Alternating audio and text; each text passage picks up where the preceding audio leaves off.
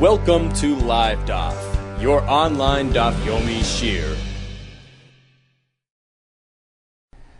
Shalom Aleichem and welcome back to today's Daf Yomi, which is Eruvin Daf Yotes. Right on top of the Amid, says the Gemara, V'Amar B'Yirmiyah ben Elazar, Boyrei, come take a look, Shaloi K'midas HaKadosh Baruch Hu, Midas Basar Adam, the way, the manner in which a person relates to Hashem is so different than the way he relates to a human being.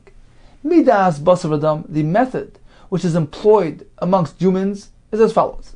Mischayiv Adam Harigel Malchus. If a person is slated for capital punishment, what do?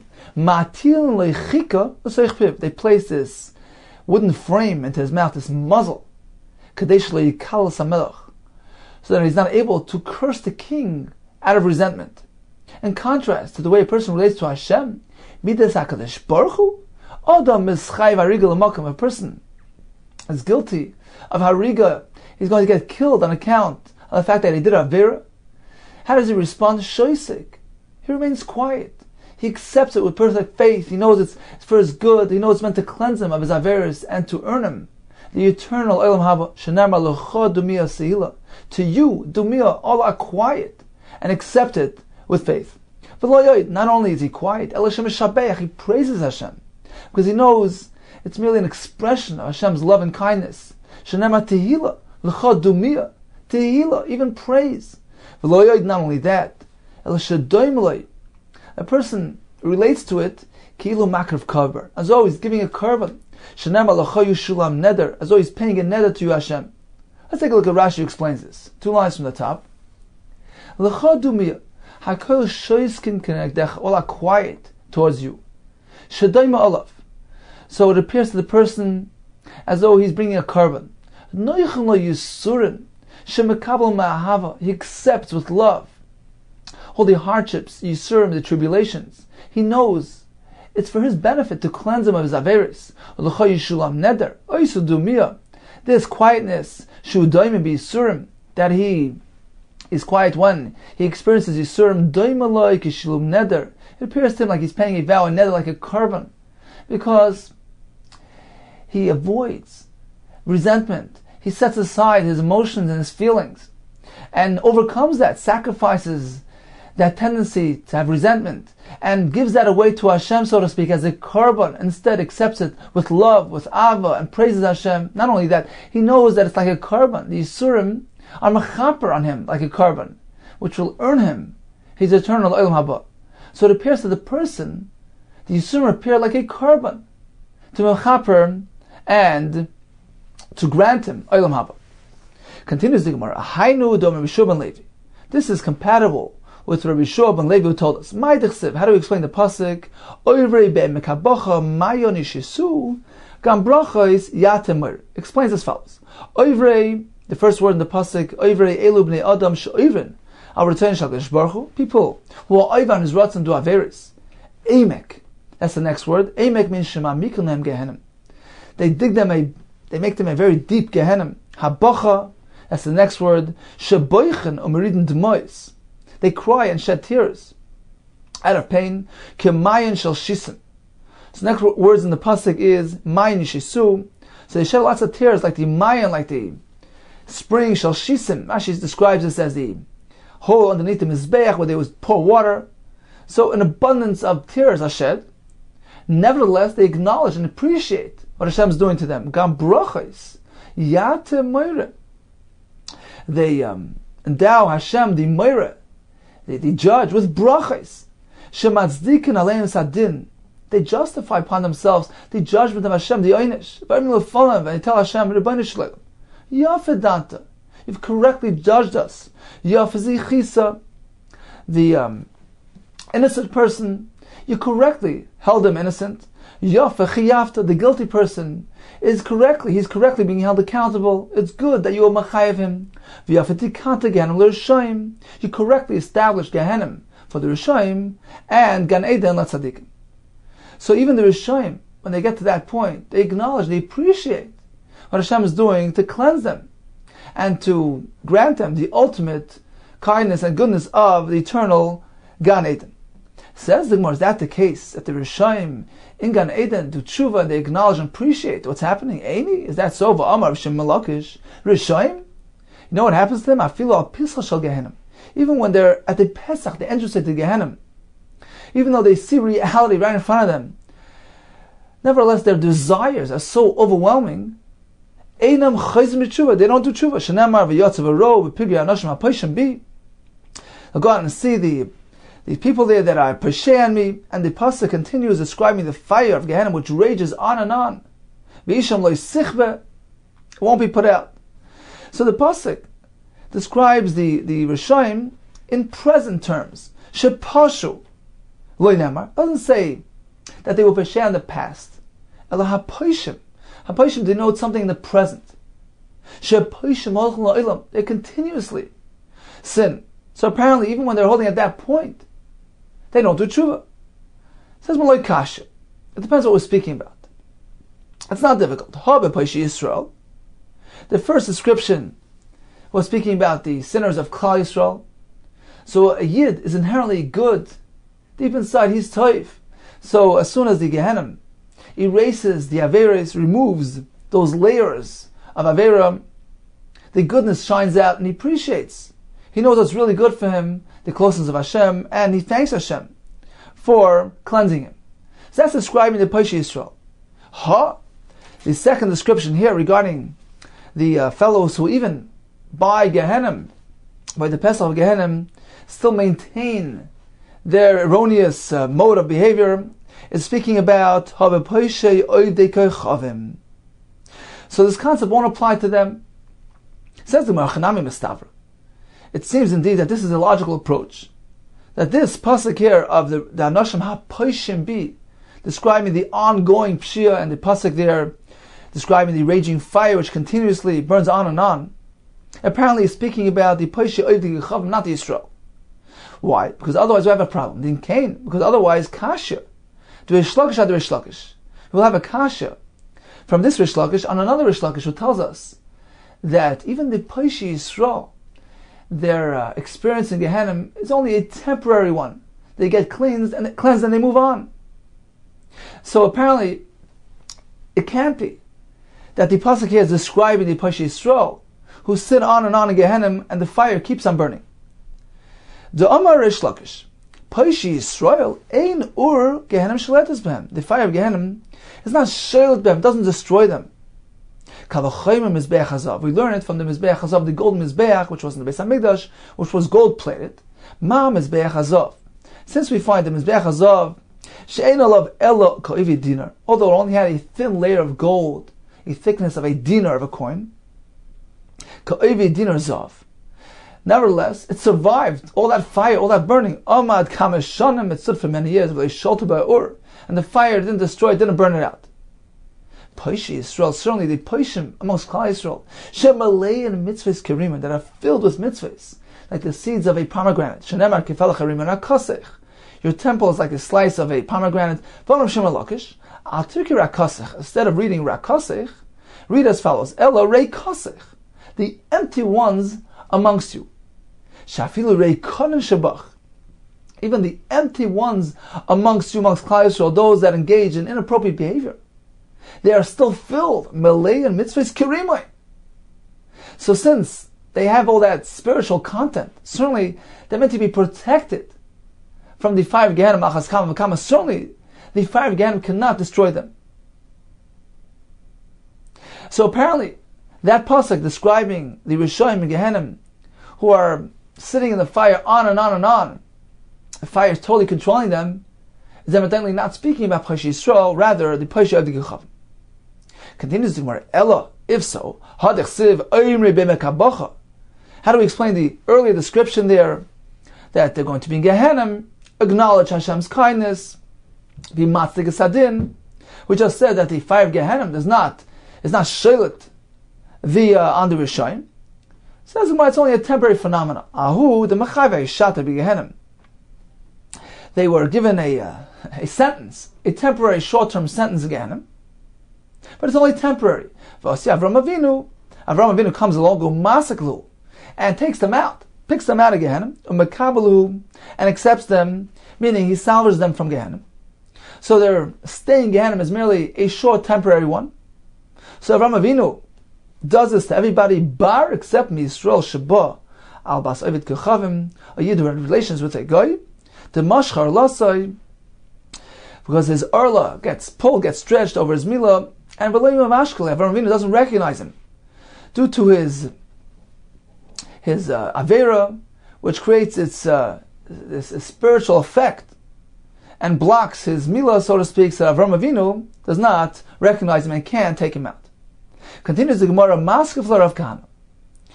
He disagrees. He says the pasuk there, which said V'ro b'pigri anoshim ha'poishim bi, which Rishon Malakish told us is in the present term, meaning they're ongoing pshia even when they're at the Pesach of Gehenna. He disagrees, Rav Kahana. He says Hashad Amras ha'poishim, that the word ha'poishim means something that's ongoing, the pashi v'azli. If so, how are you going to explain the following psukim? Ela ma'ata d'chsiv ha'moitzi v'amala. The pasuk says that Hashem is moitzi eschem eretz Mitzrayim. The other pasuk says he's mala eschem eretz Mitzrayim, referring to something in the past. Are you going to say it's ongoing? The masik, Hashem lifts us out of Mitzrayim, the mapik, and continuously takes us out of Mitzrayim. The masik, the mapik, who? Ella, rather, something in the past. The asik, he picked us up out of Mitzrayim, va'apik, and took us out. Something in the past. Hachanam here as well, even though it says ha'poishim, it's referring to something in the past, the pashihu, something which they did in the past. Continues the Gemara. V'amar b'yirmiyah v'rabelaz. Shloisha psachim yesh legehenim. There are 3 entrance ways to Gehenna. Echad b'midbar, one in the desert, v'echad b'yam, one at sea, v'echad b'Yushalayim, and the third on Yerushalayim. Explains the Maharsha, the point here is a person should never think that he could run away from his averis and not held accountable. So these 3, Midbar, Yam, Yerushalayim, correspond to 3 different parts of the world. The world is split into 3 different categories. Uninhabited, which is referenced to as Midbar, the inhabited portion, which is referenced to as Yerushalayim, built up areas, and sea. So the message here is, a person cannot run away from accountability. The Gehenna is present all over. There's a Pesach in the Midbar, the Yam, and Yerushalayim. How do we know this? But Midbar, the Chsiv, v'yerdu, heim, v'chol ha'shalahem, is referring to the Bnei Korach. They will go down Chaim Sha'olah. So Sha'ol here is referring to the depths of Gehenna, and this took place in the Midbar. B'Yam, where do we find that the Pesach of Gehenna is also at sea, the Chsiv, by Yoina, mi beten Sha'ol shivati, v'shamata koili. So he was sitting in the belly of the fish, and he said, mi beten Sha'ol, referring to Gehenna. So apparently he passed by the Pesach of Gehenna, which was at sea. B'Yerushalayim, how do we know that there was one Yerushalayim, the Chsiv, and Ne'um Hashem, asher urloi b'tzion, v'tanu lo b'Yerushalayim, v'tana dvei b'shmol, and dvei b'shmol explained as follows, asher urloi b'tzion, so Gehenna, this is referring to the fire of Gehenna, which is in Tzion, v'tanu lo b'Yerushalayim, the fire, this oven that's burning, zu pischa shel Gehenna, so we find that Gehenna relates to Yerushalayim as well. V'suleka, there's no other Pesach other than these 3. V'amar of Marian, Amar Shimon Levi, v'amar, some say, Tana Rabba bar Marian, v'devei Rabbi Yochanan Zakkai. So on the Beis Medrash Rabbi Yochanan Zakkai, he taught this following thing, Shtei Tmaros Yesh Begei Ben Hinnom. There are 2 palm trees in this canyon, this gay called Gei Ben Hinnom, which is by Yerushalayim. V'oy la'ashem b'meineihem, and there's smoke arising from between these 2 palm trees. V'zui sheshaninu, and in reference to these palm trees, we learned the following Mishnah: Tzine harabarzak sheris, the lulav which is taken from these palm trees, are kosher to be used despite the fact that they have short leaves. So it's these 2 palm trees. V'zui pisal shel Gehenna, and this is the entranceway to Gehenna. So you see, there's another entranceway. Says in what Dilma, perhaps Hayin Yerushalayim. Actually, this is the one mentioned earlier, the Pesach of Yerushalayim. Continues the Gemara, Amar Shomel Levi, Zayin Shemois Yesh LeGehenna. Gehenna is referenced to in 7 different ways. He has 7 different names. So I think the name of the Maharsha, that this corresponds to the Gemara in Sukkah, which tells us that the Yetzer Hara has 7 different titles, which means that he employs 7 different methods of enticing a person to lead him astray, and indeed to lead him to the terrible consequences. These 7 different types of Gehenna described here. So we have 7 names. These are the 7 names. Sha'oil va'av vadoin. The third one is Uber Shachas. Then Uber Sha'oin v'titayavein v'tzalmaves v'eretz hatachtis. So these are 7 names. The Gemara is going to find the sources for all 7. Sha'oil, meaning the depths. Where do we find that in reference to Gehenna? Sha'oil shivati shamata koili. This was the pasuk mentioned earlier, referring to Gehenna. Avadoin, loss. Is your chesed going to be described when a person is a kaver? Your faith in ba'avadoin, referring to loss, referring to Gehenna.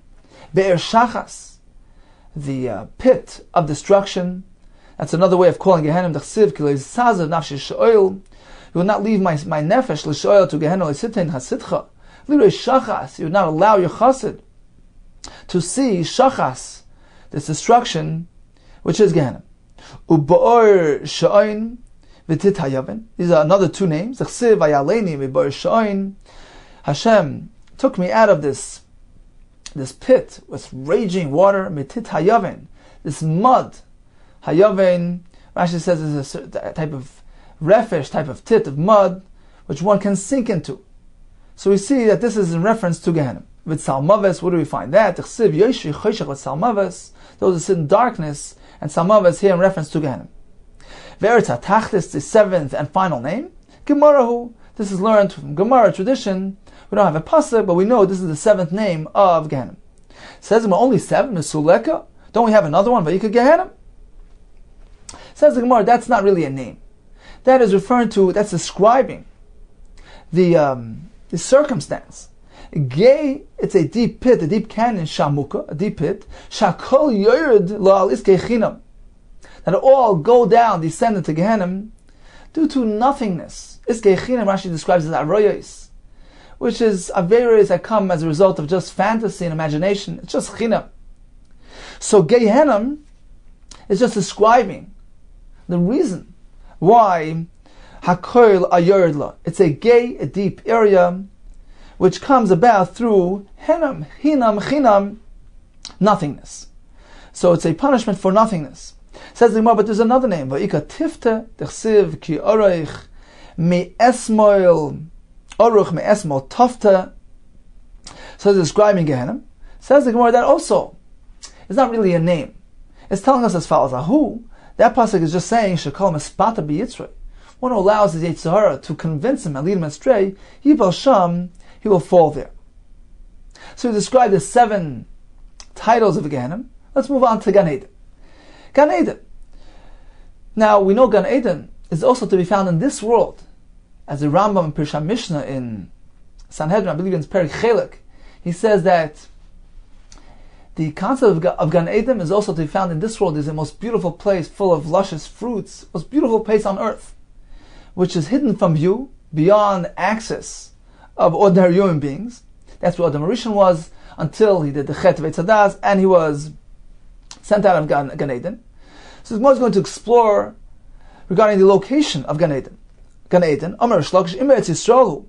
If it is to be found in Eretz Yisrael, Beis Sha'an Pischai, then the Pesach of that Gan Eden must be Beis Sha'an, as Rashi tells us, because the fruit of this location, of this city, is so much sweeter than the other fruits in Eretz Yisrael. It must be that it's because it's near the Pesach of Gan Eden.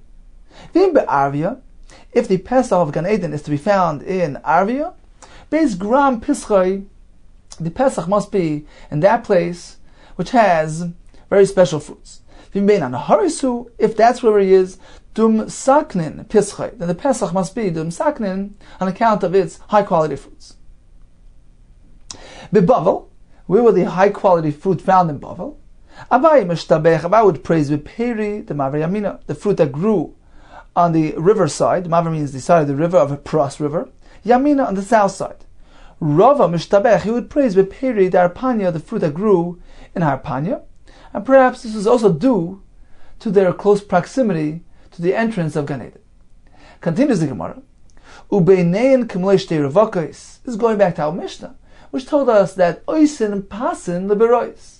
When we construct posts around the wells which are found in Shesarabim, to allow drawing water from the well which is Shesayachet to the area outside the well. So by placing these 4 posts, these double posts, these L-shaped posts on all 4 corners, the area within them turns into Shesayachet and allows drawing water. Let's perhaps take a quick look at the Mishnah again, a part of the Mishnah, which will introduce us to the upcoming Gemara. Mishnah back on Yudayim and Beis, 5 lines from the bottom, beginning with the line Ubeineim. So how much space in between these posts? Ubeineim kimlei shtei revakos shalosh bakar. You allow enough space for 2 revakos. Revaka is a group of animals. So you allow room for 2 of these groups, with each group containing 3 bakar, 3 cows. Divrei Meir, this total is actually 10 amos, which is a sheer Pesach. Rabbi Yehuda, you can allow for a larger space. Shel arba. Each one of these 2 groups has 4 animals, which totals a share of 13 amma and a shlish. So 13 and 1/3 amas. And the Mishnah proceeds. Kshurais v'lo mitaros. The revaka, this group of animals, is actually tied together. It's shurais. The animals must be tied together. V'lo mitaros, not let loose. So when they're tied, they actually occupy less space. Achas nechneses v'achas yotzes. One group is on its way in, one on the way out, meaning you have to allow for 2-way traffic, which needs a little bit more space to accommodate the traffic. And the Mishnah continues, mutalak of the be'er. You can place them very close, the posts very close to the be'er, but must leave some space. Provided there's enough space for the para's head and most of his body to enter and drink. This will eliminate the concern of the owner being tempted to take his pail outside of the contained area to feed his animal. So that's the Mishnah. Continues the Gemara. 3 lines from the bottom. Ubeineim kimlei shtei revakos. So in between these posts, you leave room for these 2 groups of animals, which are tied. Each group is tied. Kshuris v'lo mutaros, not untied. Now this seems to be redundant. Pshita, of course, given the tone like kshuris havu. Once the Mishnah already says they're tied, ananya dinan d'lo yavu mutaros. Certainly we know they're not untied. So why the redundancy? Says one Ma'u the Tema, perhaps I would think. Kshurais, when we say kshurais, we don't mean actually tied. Ke'en kshurais. They're walking very close to each other. It's like they're tied. Aval mamash loy, they're not actually tied together. Kamash malon v'loy mutaros. That's why the Mishnah repeats itself. Kshurais v'loy mutaros, not untied. We mean literally tied together, in which case they take up less space. Achas nechneses v'achas yotzes. Tana, we learned in the Brisa. Revaka nechneses, revaka yotzes. A group going in, a group going out. Meaning, it's not the individual animals which are going in and out, in which case they would need much more space. But it's the groups that we're speaking about. One group going in, and one group going out. Tana Rabbanan kama roisha v'ruba shel para. So you need to leave that space, the amount of the roish and the roiv of the para, between the post and the bear. So how much is that in the area? Shtei amos. You need to leave a space of 2 amos on either side of the be'er, between the be'er and the post. Now we spoke about the area between the posts, accommodating the groups of the animals. Now, how wide are those animals? The kama avishal para. What is the thickness of each para? Amma, u'shnei shlishi amma. 1 amma plus 2/3. Shehein ke'eser. Divrei Meir. So according to our Meir, there's 6 animals. Multiply that by 1.2/3, you come out with a total of approximately 10 amos. According to Rabbi Yehuda, it's 8 animals in total, times 1.2/3. So you come up with a total of approximately 13-14. Let's take a look at Rashi. Top line in Rashi, Shein ke'eser amos, shisha bakar. According to Rabbi, it's 6 bakar, times 1.2/3, which equal approximately 10. Come on, Parach. Soon the Gemara is going to ask, Mike Esa, what do you mean approximately 10? Ha'eser mechavana saying it's exactly 10. Rabbi Yehuda says it's 13-14. Shmoina bakar, 8 bakar, yotzu mechal shleish esrei. It's beyond 13 amos. Uchlal yudad leibo hadn't yet reached 14 amos. Why? They total 13 and a third amos. Says the Gemara on the second line, Ke'eser. So according to Rameh, it's approximately 10. Her Esahavin, it's exactly 10.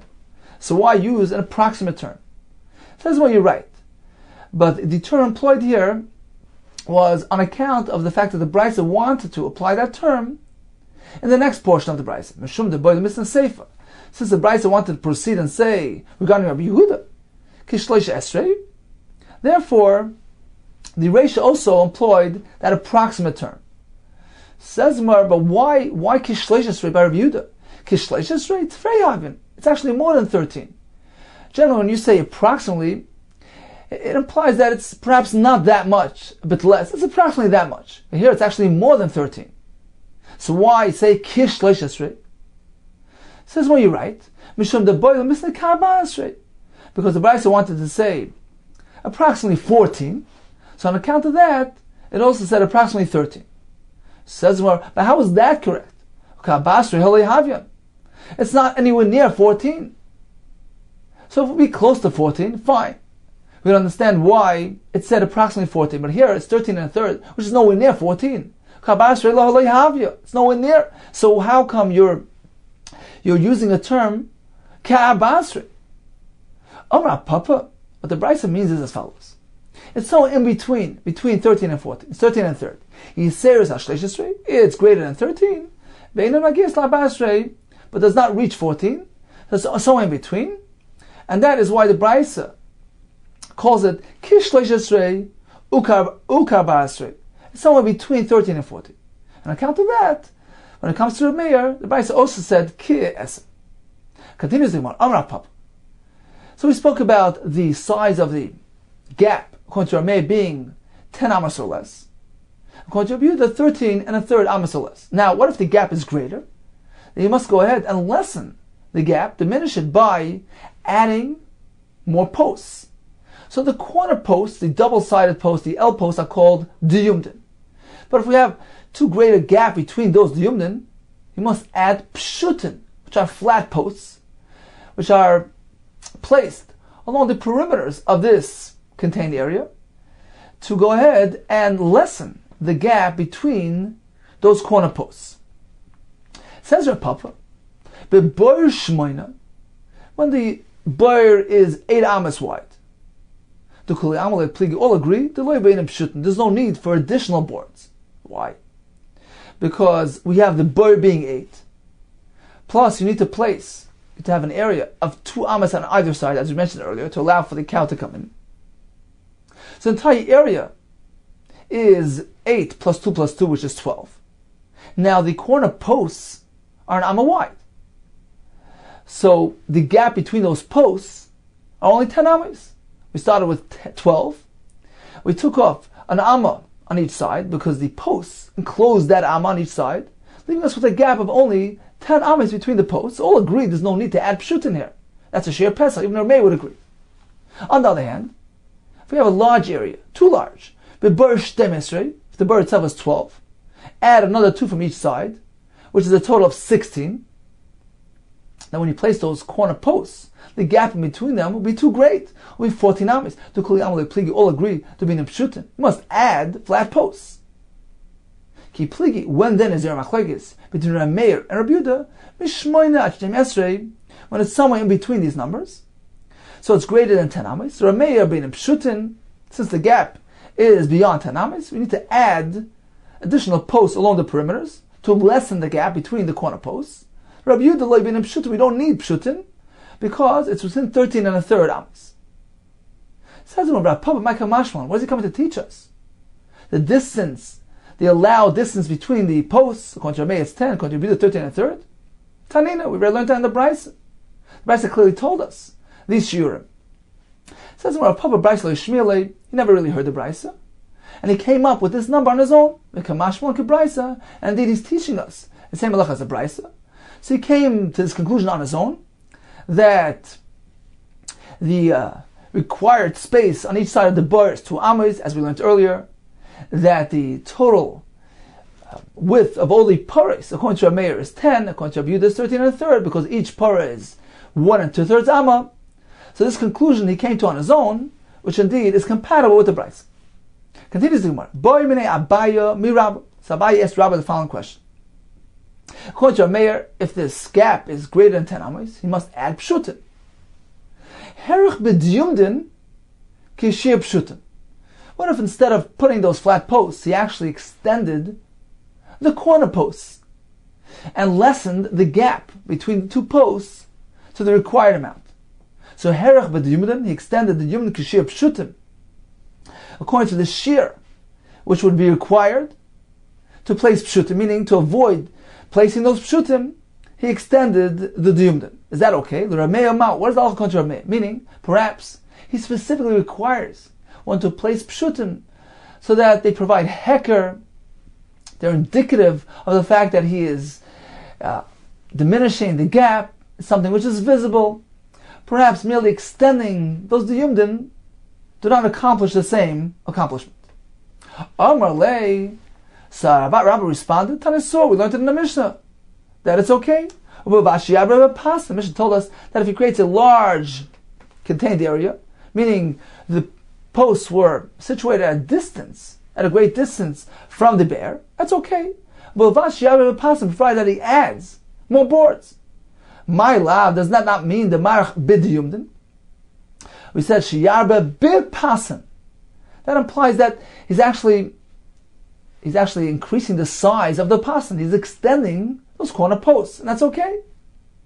That's not what it means. The mafish vavet pshutim means that he increases, he makes more pshutim, more flat boards to place along the perimeters. If that's the case,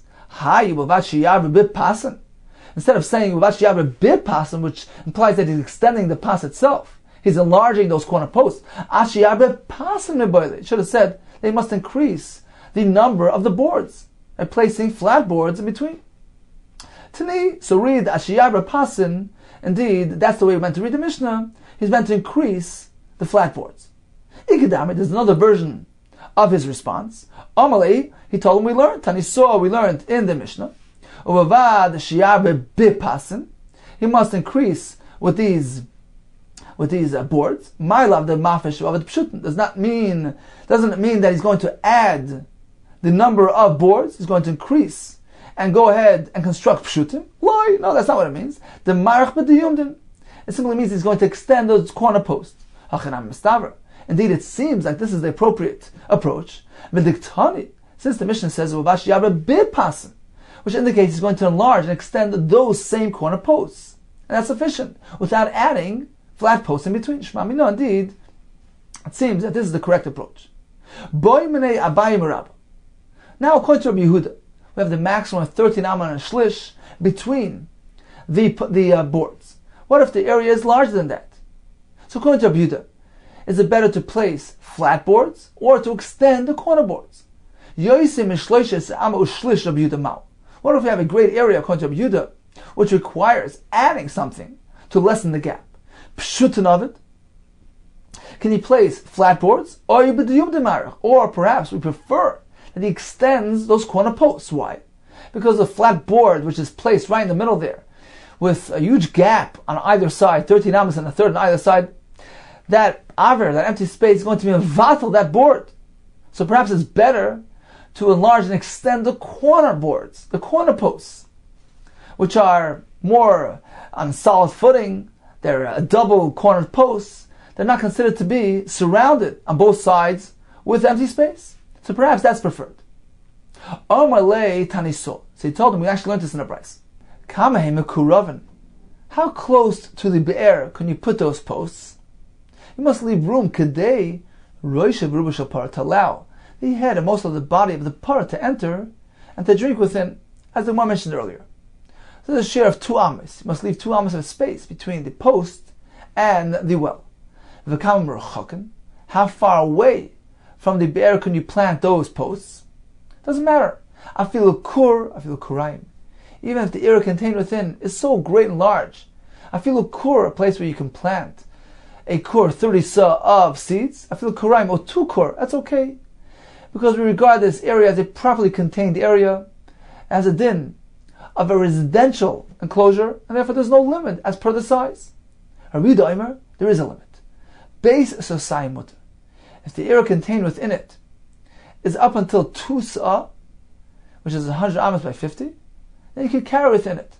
Yoisim Base Sosai Aser. But if it's larger than 2 sa'ah, it's Aser, because according to him, this area within the Pasam is not considered to be a properly enclosed area. It doesn't have a residential status to it, due to the inferior mechitzes which are surrounding this area, and therefore we apply the general formula that an area which isn't properly enclosed is only mutter to be carried within it if it is up in to the shear of 2 sa'ah. So Chum responded, why is this different than ordinary construction?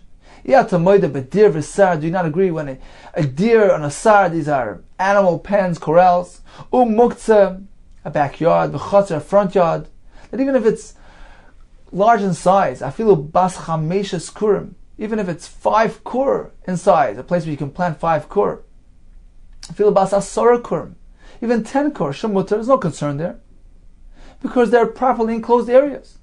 So this as well, when it comes to the area between the pasim, why are you limiting it to 2 sa'ah?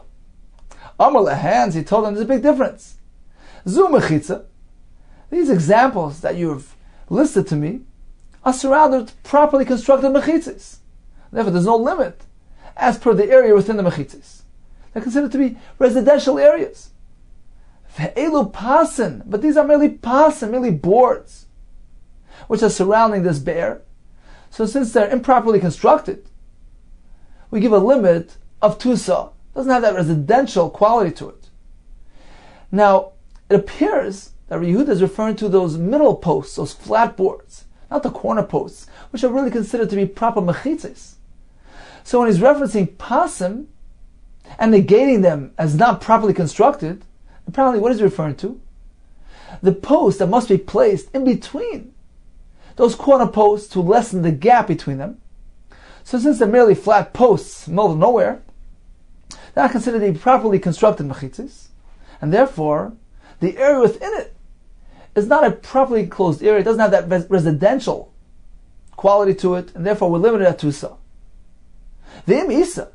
Now getting back to our question, if you maintain that the proper approach according to Rabbi Yehuda is to actually extend the corner posts rather than placing flat boards between those corner posts to lessen the gap, you meant to extend the actual corner posts themselves. In both cases, we're speaking about a mechitza, meaning a chotzer is surrounded by a properly constructed mechitza, and therefore you can enclose even a large area. Here as well, by the pasan, if it's merely extending those corner posts, which are considered to be mechitzas, they're double corner posts, they create a mechitza. We're merely extending them. So here as well by pasan, we have properly constructed mechitzas. Why are we limited to 2 sa'ah? Why the difference between the two? So apparently, Rabbi Yehuda allows placing flat boards between those corner posts. That's what he's referring to. Says more, not necessarily so. Hachikama. This is what he meant to say. Zu teres mechitza aleh. An ordinary chatzar, for instance, which is surrounded by a properly constructed mechitza, as a teres mechitza is classified as a proper mechitza. As we see that the maximum hole that's allowed in a chatzar wall is up until 10 ames, which is considered a pesach. But past that, it's considered to be a breach. So this is an ordinary chatzar. However, when it comes to pasan, how wide is the gap between these boards? It's much greater than 13 1/3. Ve'elu teres pasan. They're classified as merely pasan. As you see, we allow much greater gap between those boards, 13 1/3 amma. So being that these are classified differently than an ordinarily constructed enclosure, you see you allow a much greater gap between the boards. So apparently, this is not considered to be a proper mechitza. This area contained within is not a properly enclosed area. And therefore, we give it a limit of 2 sa'ah. So we leave it inconclusive whether or not, according to Rabbi Yehuda, you can place pasim between those boards, or you're meant to actually extend the corner boards. Another shaila. Tail maslakit. What if we have a mound, a tail, or shisarab, which is a steep mound, hamislakit asara, which rises 10 tfachim, mitoich arba, from within an area of 4 amas. Meaning, if you're walking up this hill, when you've walked 4 amas, you've already been lifted 10 amas off the ground. So it's a very steep hill. As Rashi brings, we learn in Gemara Shabbos, this has a din of a machitza. So beyond it, it's considered shisayachid. The question here is, can we apply this mound to be used as the yumdin, as those corner posts around the bear? Nidain mishum dumut, is it treated as a dumut, or einay nidain mishum dumut? Or perhaps you cannot use it as a dumut. So it's not really an L-shaped mound. You must view it as though it's square and carved out as an L. Right now it's merely just a round mound.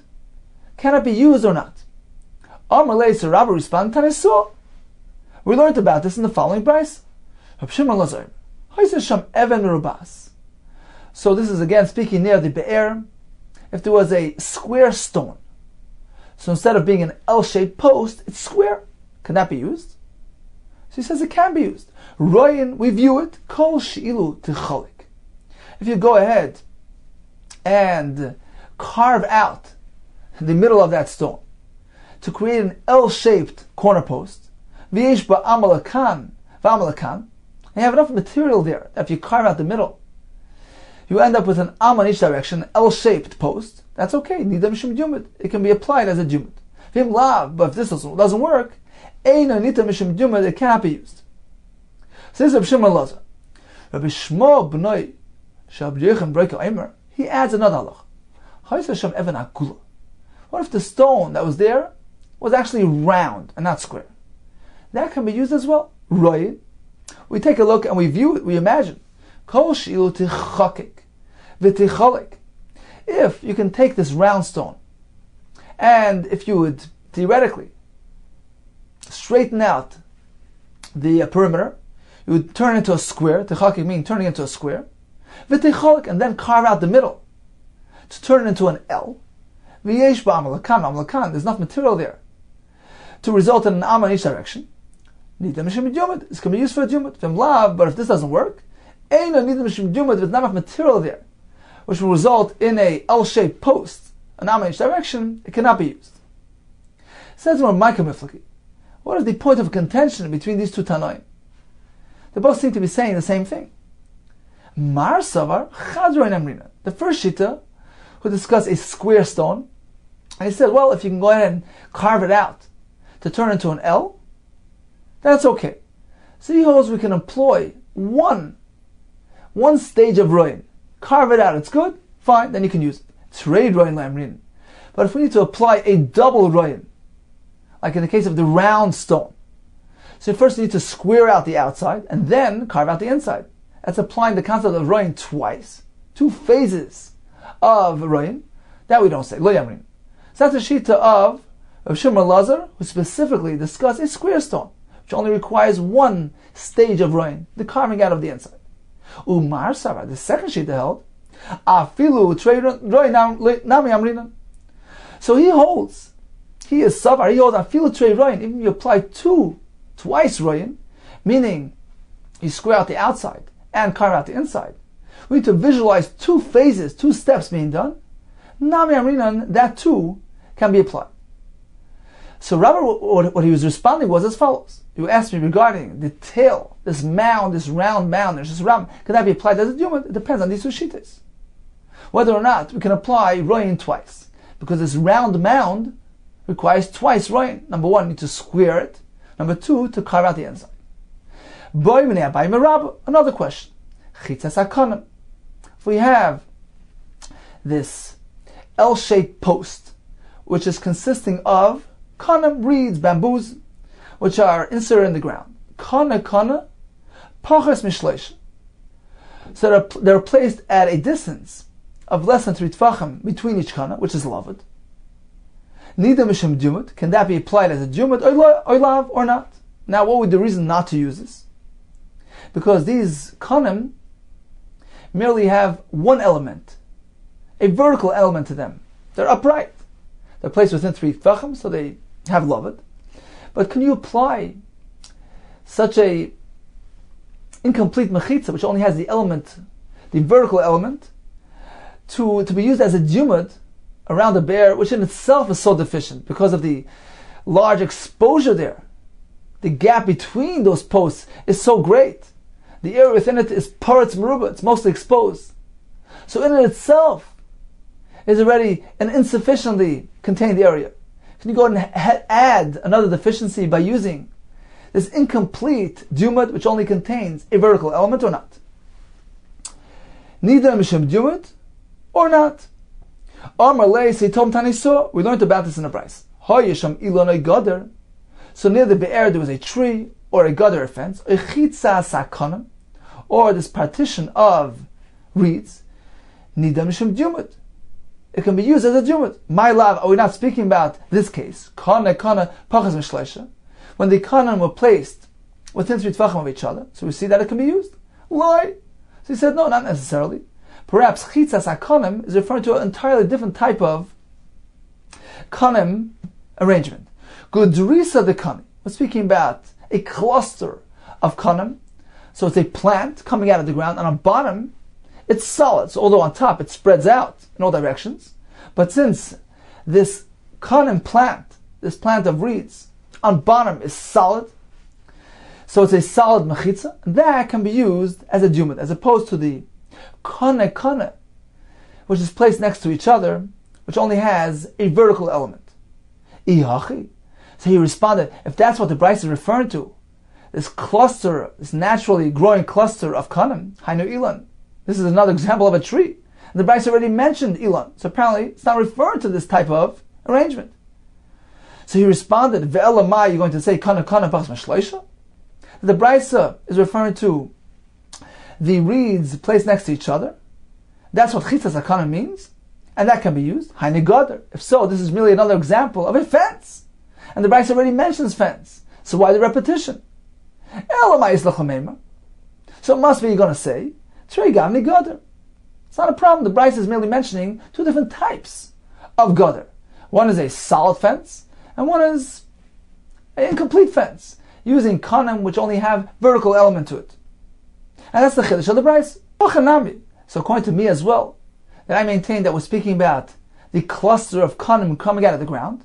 The question was, why does the Bryce need to mention it once it already spoke about an Elan? Trei gavni Elan. Bryce wants to speak about 2 different types of trees.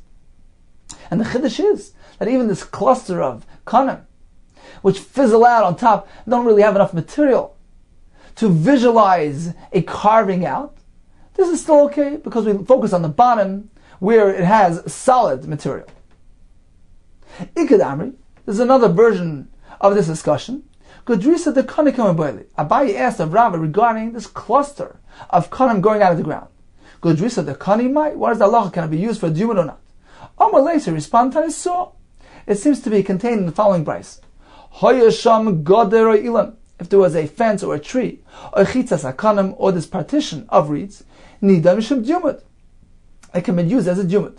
My love, are we not speaking about gudrisa de kani? Your very quick case, this cluster of kanim going out of the ground, which can be used as a jumad. Says more lie, not necessarily. Perhaps when the Bryce says chitzas hakanim, it's referring to the other example, kana pachas mishleisha. When you have a properly shaped post, an L-shaped post, which consists of kanim placed within 3 tefachim of each other. So since this post is properly shaped, it's superior to this mere cluster of kanim coming out of the ground. And perhaps that's what the Bryce allows to be used for a jumad, but not the cluster of kanim. Ihachi. So he responded, if that's the case, if that's what the Bryce is referring to, haine gader. This is merely just another example of a fence. And the Bryce already mentioned a fence. So why the repetition?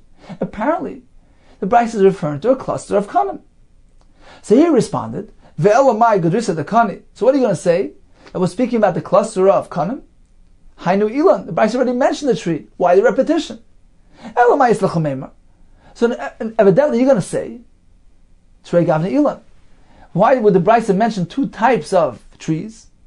Because they're 2 different types. This is not your standard tree, although it's solid on bottom, but it fizzles out on top. It doesn't have the ability to be carved out like your ordinary tree. The Brisa is coming to teach us even this is okay. So there's a chiddush here. There's a regular ilan and this type of ilan. Hachanami. Here as well, meaning according to my opinion, that when the Brisa speaks about chitza sakonim that can be used for a diyumit, it's referring to the kana that was placed alongside the next kana. The Brisa is telling us that's suitable for a diyumit. The question was that apparently that's not what the Brisa is speaking about, because the Brisa already spoke about a gadar offense. Why would the Brisa repeat itself? You know what the answer is? Trei gavni gadar. These are two different varieties of a fence. So the Brisa first speaks about the properly constructed fence, which is suitable for diyumit, then proceeds to describe an improperly constructed fence, the chitza sakonim, in which case the kana placed next to the other kana, this only contains a vertical element to it. The Brisa is telling us that even this can be applied for a diyumit. Okay, time for a brief review of today's daf. The Gemara began by discussing one who is mekabel yisurim ba'ava. He accepts with love the hardships that Hashem offers him, and he views it as though he's giving a carbon, makriv a carbon to Hashem, sacrificing, cleansing himself of his averis to earn the eternal reward. The Gemara tells us that the fire of Gehenna is not shaylit, it doesn't completely destroy even the Paishi Yisrael, who are protected with a spiritual protection due to the fact that they're filled with mitzvahs karimai. The Gemara gives us 7 names for Gehenna, and we also discuss Gan Eden. We have several questions that Abaye asked of Rabbah. We know that according to Rameir, the maximum space allowance between the 2 corner posts is 10 amas. What if the gap is larger than that? He must go ahead and lessen the size of that gap. The question is, do we insist that he places flat boards along the perimeters of the enclosure to lessen the gap between the corner boards? Or is it enough that he's marach b'diyumdin, that he extends the corner posts to lessen the gap in that manner? We had a similar question according to Rabbi Yehuda, who tells us that we have a maximum allowance of 13 amas and a third between those corner posts. What if the area is greater than that? Can he go ahead and place flat boards to lessen the gap? Or do we insist that he extend those corner posts to lessen the gap? The Gemara proceeded to tell us that even a stone, which is a non-L-shaped item, can be used as a diyumit. We employ the concept of a royin. We visualize, we imagine as though this stone has been carved out and been formed into an L-shaped post. All agree, chad royin amrin, one application of royin we apply. What about trei royin? We have something which needs twice royin. For instance, a round stone. So number one, you need to square the outside. Number 2, to carve out the inside. But machlek is whether or not we apply trei royin. The same concept will apply to telem slacket, this large mound in Shesram, which is round. So you need to number 1 square it and then carve it out. Machlekes will be whether or not we apply trei royin in this case. The Gemara concludes with a question regarding the following 2 examples. If one constructed an L-shaped diyumit by using kanim, reeds, placed upright next to each other within 3 tfachim, does that work? So there's a positive element here because they're constructed in L-shaped form. There's a negative element because it only contains a vertical dimension to it. What about Gudrisa de Kani, this cluster of reeds growing out of the ground? This has a positive element to it because it's solid on the bottom, it has both vertical and horizontal elements to it, and can be carved out into a properly shaped diyumit.